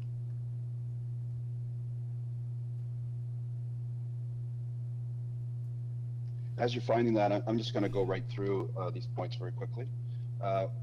This is what we revised from the May submission. We reduced building size, number one. The FSI was reduced from 1.97 to 1.87. There are several projects approved by the committee with similar densities, including 271 Claremont and 91 Claremont. Also, I want the committee to be aware that the property directly across from this 63 Claremont, there are two 3-story buildings that at 62 Claremont and 68 Claremont, both of them have densities in excess of 2.5, and they're 3-story flat-roofed buildings.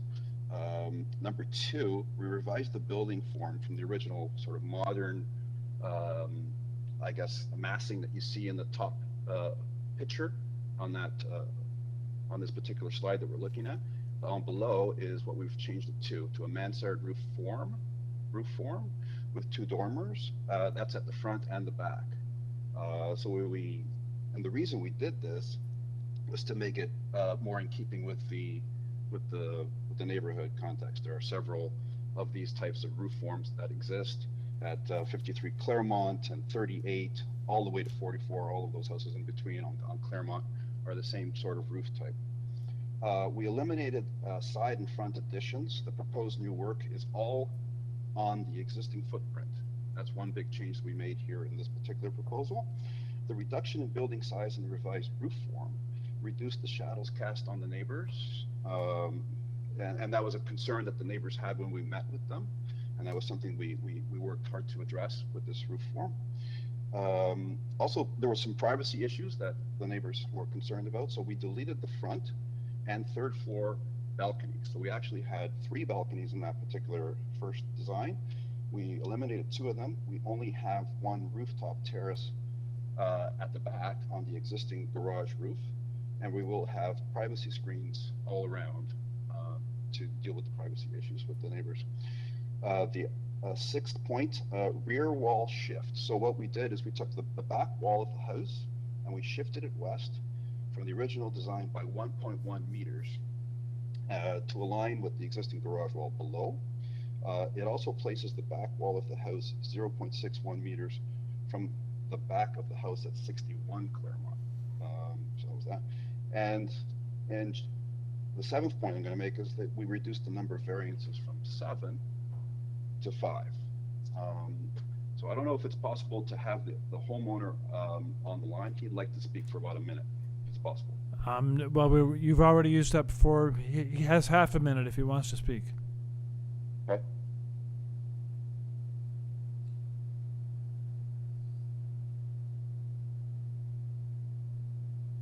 Hi, can everyone hear me? We do hear you. Go ahead, please. Okay, great. Yeah, my name is Steve Giovinazzo. I guess with the time left, I'll just speak on the topic of neighborhood support. After the May deferral, we worked to make this as collaborative of a process as possible. 6 meetings were held in June, and feedback was very positive on the redesign we walked through. No objection communicated to us at all. So we were surprised to see the opposition letters, specifically from 61 and 65.5 Claremont. We felt there was a lack of transparency there. As for 55 Claremont, they had not responded to our request to meet, so didn't have an opportunity to engage. But we were happy to see the reduction in opposition from, I believe it was 10 letters in May down to 3, I would say, if you factor out 1, 62 Claremont made a statement that said that they emailed the COA, altered their statement, and then 1 didn't have an address. So, also looking at other proposals, 1.83 to 1.89 FSI in the area, 271 Claremont, 78 Robinson, 9 Bellwoods, those were all approved, had similar characteristics. Okay, now they had a parking garage. You need to make your final comment now, please. Sure, I think with so much density in the area, 31,000 square foot commercial building across the street, 8-unit multi-level condominium across the street, we feel this is an appropriate proposal for our property. Thank you very much. In line with the official plan. Thank you.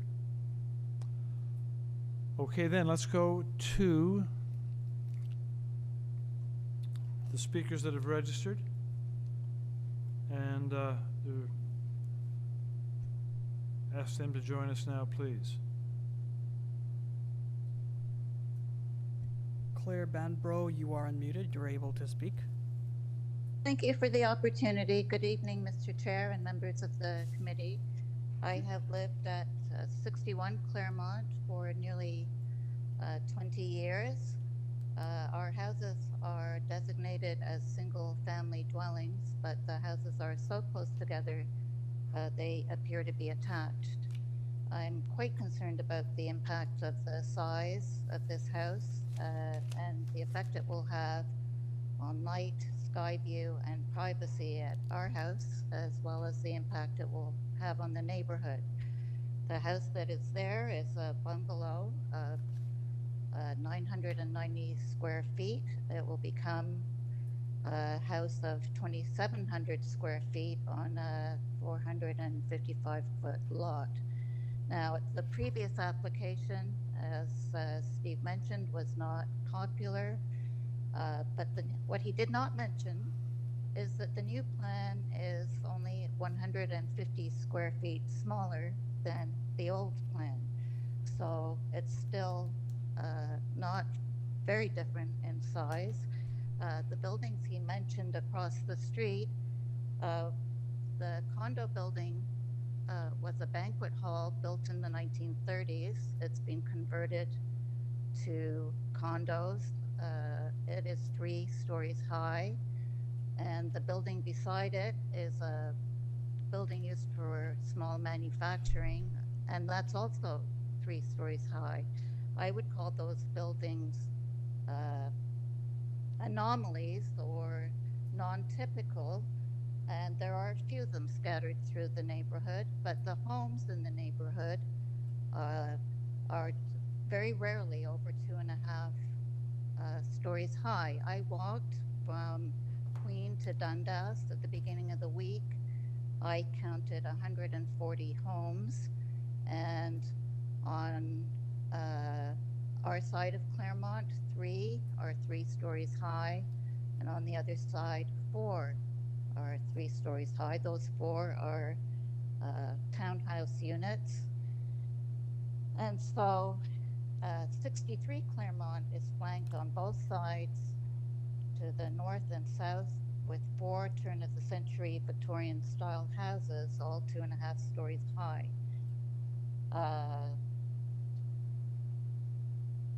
These houses mirror each other, and the gardens mirror each other, and if they have decks, the decks run parallel, so none of us interfere or encroach on the light and sky view of the other homes.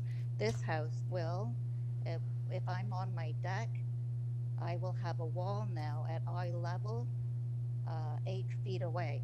So I think that will make sitting on the deck feel like you're a mouse sitting at the bottom of Mount Everest. I don't think it will be nice. And I think my garden will not be nice either. That will become dark. And I think we have a green corridor that runs behind the houses created by the gardens on Claremont and Manning. And those gardens will also be shaded. So the other issue for me in my house is I have a room built into the attic, which is common in these Victorian houses. I use that space, and the light from that space comes from glass doors to the deck, and with the wall on one side, that room will now be pretty dark because that's the only source of light for it. So, you know, those are really my points. I don't think this house does fit the prevailing, despite what he says, I don't think it fits the prevailing pattern of housing in the neighborhood. He did address many of the reservations people had with this house, which was that it was a big block plonked in the middle of our Victorian homes, which nobody really wanted to see. And he has made the facade much more attractive, but the mass and the scale are, to my mind, still a problem. That's a very big change in FSI. I'll ask for your final comment now, please. It's just too big a house for the lot, would be my final comment. Thank you. Thank you so much for your time. Thank you. We'll go back now to the applicant, who'll have a chance to respond and rebut.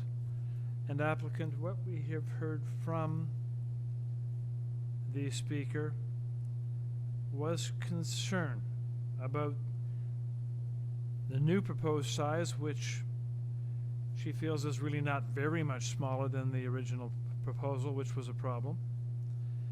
The three-story height, saying that in the neighborhood, she did a count, and that 3 stories are quite uncommon and not a fit, and that the result will be that things like the view from her deck will be diminished or lost. So if you could address those issues, please, the 3-story height being uncommon and the reduction in size to be not very substantial in her opinion. Go ahead. Well, what I would say about the 3-story height, there are actually quite a few examples of 3-story height homes on Claremont. Many of them are 2.5, but there are full 3 stories. The neighborhood is definitely in transition, and there are many new developments that have been built in the last few years, very close to this particular location, and of course, across the street. It is an existing condition, but it still is part of the context because it exists. Those 2 buildings that we're talking about, the 3-story height condo and the commercial building. What I would say about the area, we reduced the area, albeit not a large amount, but we reduced it to a point where the owner felt if any less, it would not be viable for him to be able to do this project.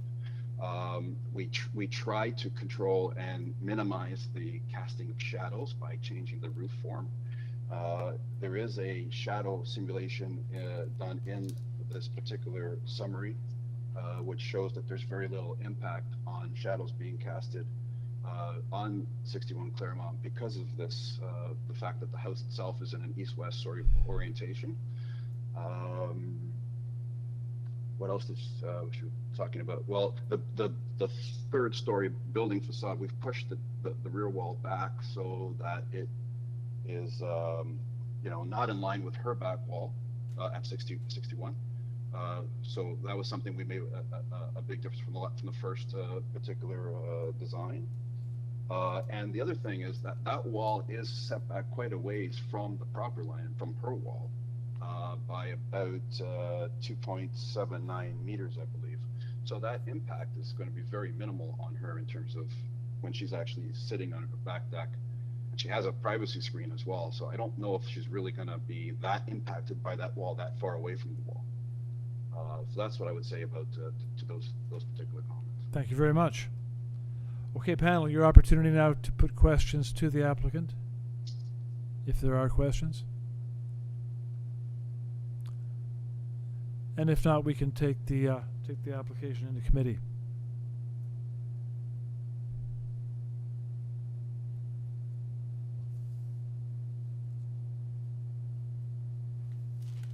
Ms. Hayes, go ahead. Thank you. Although on paper it may not look that the variances have changed substantively from the initial application, the design of the project, I believe, is now much more reflective of the character of the neighborhood.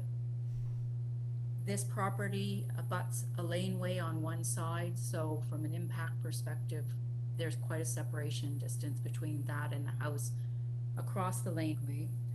Also, in reviewing the plans and what the applicant just spoke to, the rear of this property does not go the full width, and there is a courtyard on the side of the property next to number 61 that actually the 3rd level is even narrower than the 2nd. I think that what is being proposed although certainly it provides more density than what is there now, I believe that the revised proposal and the revised variances are appropriate, and I can support the application. Thank you very much. Thank you. Any other comments? Mr. Byatt, go ahead. Yeah, I think I concur with Ms. Hayes. In addition, I was looking at the shadow studies, and the immediate neighbor is to the south of the subject property. So the impact in terms of the loss of sunlight is not as great as if the building were on the south side of the neighbor's property. So it is a project that I can support. And I would agree with that too. I think the revisions made have gone far enough. They could have gone farther, but they've gone far enough to get my support. So, any further comments, or is anyone ready to go for a motion? Ms. Hayes, go for. Okay, thank you. For you, Mr. Chair, I would move a motion to approve the application for the reasons that have been stated, and I do not believe there are any conditions related to this application.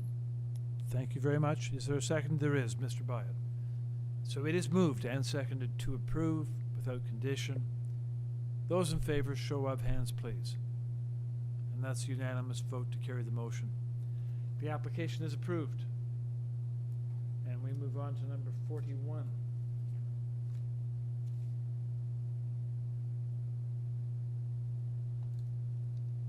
And on 41, 625 Glenholme.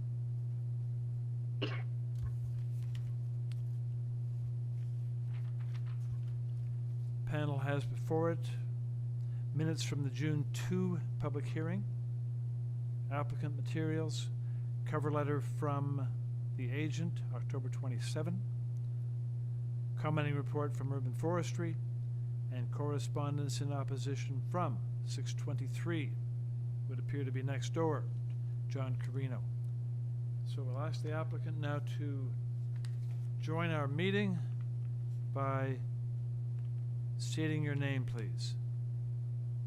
Good evening. My name is Christine Dan on behalf of the owner, 625 Glenholme Avenue. Thank you very much. And I'm going to check with the. Yes, we do have a person in opposition registered. So, Christine, if you could present, you have, if you wanted, up to 5 minutes to present your application to the panel. Go ahead, please. The proposal in front of you is a new build two-story single-family dwelling with attached garage. I would like to comment briefly on the individual variances. Christine? In front of you. Sorry? Christine, I'm going to ask you to speak up slightly or to adjust your volume upwards a little bit, just a little bit louder, please. Okay. And I would like to comment briefly on the individual variances in front of us, with variances number 1, 2, and 4 related to the north side yard setback. The design of the house has endeavored to minimize the building width as much as possible. However, the minimum building code requirements for the garage width and the staircase width have triggered the side yard setback. This lot is quite narrow with only 7.62 meters lot frontage. We listened to the planning staff recommendation to increase the south side yard setback to 1.2 meters. Therefore, we will have 0.32 meters north side yard setback, which is greater than the existing setback. The existing north side yard setback is 0.13 meters. There are many granted side yard setback variances with less than or around 0.3 meters in the surrounding neighborhood. The variance number 3 is the main wall height. We are asking 1 meter greater than the permitted main wall height, which permitted 8.5 meters. We have reduced the proposed main wall height from 10.47 meters to 9.5 meters to adjust the planning staff consents. The variance number 5 in regards to the floor space index. The permitted maximum floor space index is 0.6 and we are requesting 0.91. The floor space index variance is 0.91 is very common in this neighborhood too. The variance number 6, we are requesting 18.8 meters building depth and the permitted maximum building depth is 17 meters. Across the street, 586 GLENHOLME Avenue approved with 23.1 meters building depth. In regards to the comments from the neighbor 623 GLENHOLME Avenue about the sunlight in the rear yard, there won't be any direct sunlight shadow impact due to the building length and the building height. Because the proposed dwelling is facing west and east, they will have sunlight basically all day up until the evening. Understanding the committee does not use precedent, we do believe this proposal is consistent with the appropriate to the development of the community. We believe these variances are minor in nature and meets for test. Thank you for your time and consideration. I'm happy to answer any questions. Thank you for your presentation. Let's go now to the person registered to speak in opposition. And ask them to join us. State your name, please. Through you, Mr. Chair, during that presentation, the opposition left the call, or left the event. Okay. Very good. If the person in opposition did not maintain their place, it was just one. So, okay then, fine. Panel, any questions for the applicant? Or if not, we can move to a motion.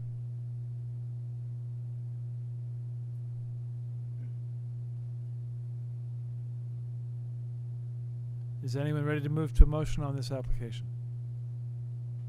Ms. Hayes? Certainly, I can start.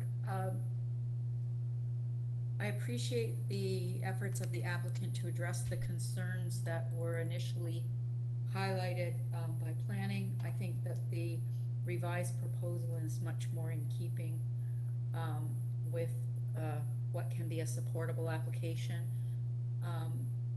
I'm satisfied that what is being requested is not out of context or out of character with the area, and I would be supportive of the application subject to forestry condition number 3, and that would be my motion if my colleagues have no other comments. Is there a second to that motion? There is. Ms. Valentini? So moved and seconded to approve, subject to forestry. And those in favor, show of hands. And that's a unanimous vote to carry the motion and to approve the application. Thank you. And we'll move on now to the final application on today's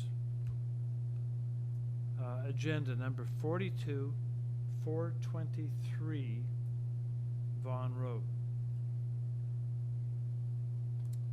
And on this application, before us we have applicant materials submitted, covering letter 4th of August, supporting materials from the agent, 9 and 18 August. There is email correspondence from transportation, and there is correspondence in support. Vaughan Road 439, 421, 427, also from 390 Arlington Avenue. There is no written correspondence in opposition. So just to check once more with the moderator, do we have someone standing by registered?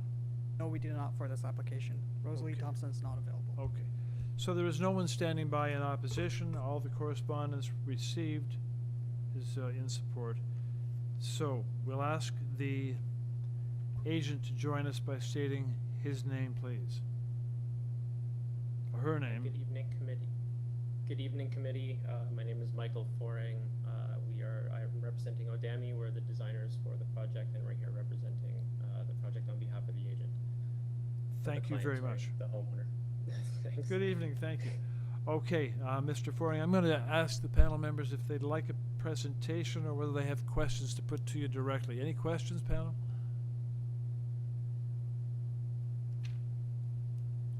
I have one question, Mr. Foring, and that is, I'd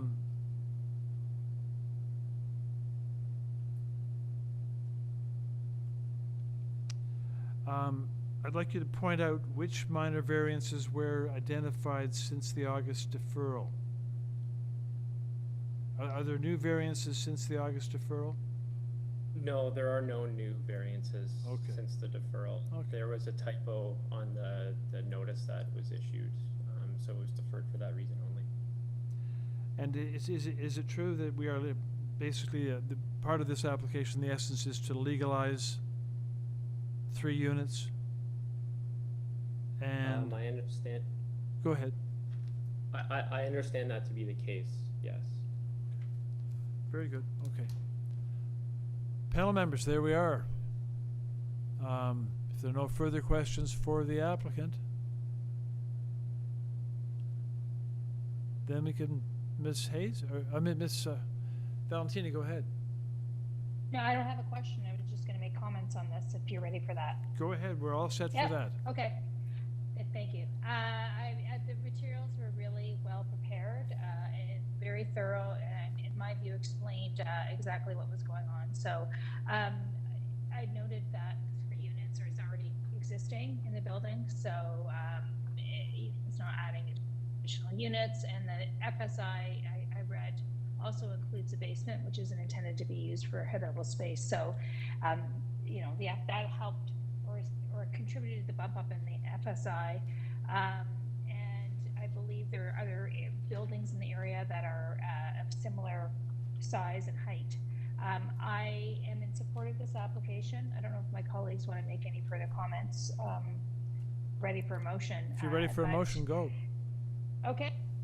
The motion is for approval of the application. I think it is in keeping with what is currently existing in the neighborhood, and as I mentioned before, the 3 units is already a non-conforming existing use, and no conditions on this one. Thank you very much. That motion is seconded by Mr. Byatt. It is therefore moved and seconded to approve. All those in favor, show of hands, please. And that's a unanimous vote to carry the motion and approve the application. And with that, we do wrap up today's agenda. It is not yet 10 o'clock, it's only 3 minutes to. It's 9:57 p.m. And as always, I extend my thanks to the panel. We're over 12 hours into this, and your focus is so incredible and so essential that I just marvel at it, and thank you very much. Panel and staff also for your support. The way it unfolds is always so smooth. So thank you very much to all, and with that, the hearing is terminated. Thank you and good night. Good night. Thank you. Good night, all. Good night, everybody. Thank you. Safe. Bye-bye. See you, Aaron.